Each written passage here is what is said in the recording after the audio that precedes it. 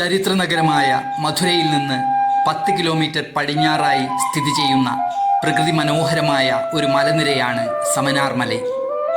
നിരവധി ജൈന ഹിന്ദു സ്മാരകങ്ങളുള്ള സമനാർ മല നിലവിൽ ആർക്കിയോളജിക്കൽ വകുപ്പിൻ്റെ സംരക്ഷണത്തിലാണ്. മധുരയ്ക്കടുത്ത മുത്തുപ്പട്ടി ഗ്രാമത്തിൽ നിന്ന് 3 കിലോമീറ്റർ അകലെയുള്ള കീഴ്ക്കുയിൽ കുടിയിലാണ് ഈ മലനിരയുടെ തുടക്കം. ഇതേ മലനിരയുടെ കിഴക്കുഭാഗത്താണ് പ്രശസ്ത ഗുഹാക്ഷേത്രമായ തിരുപ്പറംകുണ്ട്രം സ്ഥിതി ചെയ്യുന്നത്. ജൈന എന്ന വാക്കിൻ്റെ സംസ്കൃത രൂപമായ ശ്രമണ എന്ന വാക്കിൽ നിന്നാണത്രേ തമിഴിൽ സമനാർ എന്ന പേര് വന്നത്. 9 മുതൽ 12 വരെ നൂറ്റാണ്ടുകളിൽ ആണ് ഇവിടെ ജൈനമതം സജീവമായിരുന്നതെന്നാണ് ചരിത്രകാരന്മാർ പറയുന്നത്.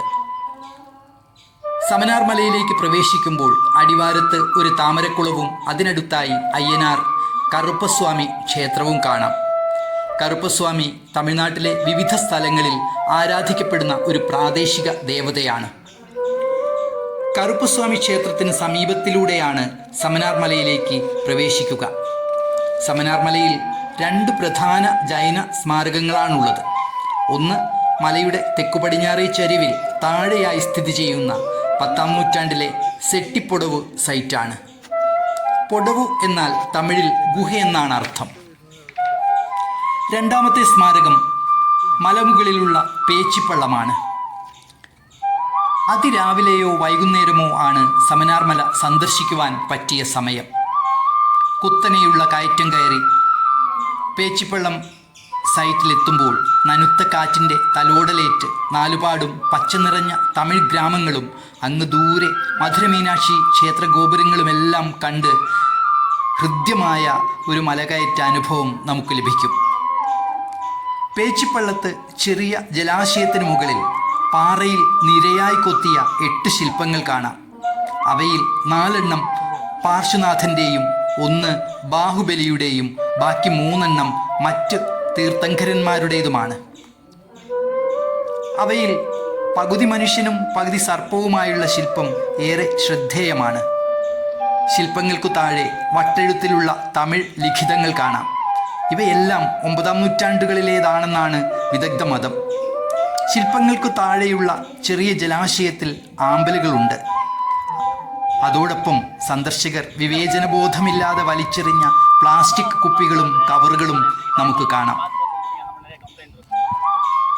സമനാർ മലയുടെ ഏറ്റവും മുകളിൽ കരിങ്കൊല്ല് കൊണ്ട് പണിത ഒരു വിളക്കുകാൽ കാണാം. 11-12 നൂറ്റാണ്ടിൽ നിർമ്മിക്കപ്പെട്ട ഇതിൽ കന്നഡയിലുള്ള ലിഖിതങ്ങൾ കൊത്തിയിട്ടുണ്ട്. ഈ ജൈന ലിഖിതം കർണാടകയും തമിഴ്നാടും തമ്മിലുള്ള പ്രാചീന ജൈനബന്ധത്തിൻ്റെ തെളിവുകളാണ്.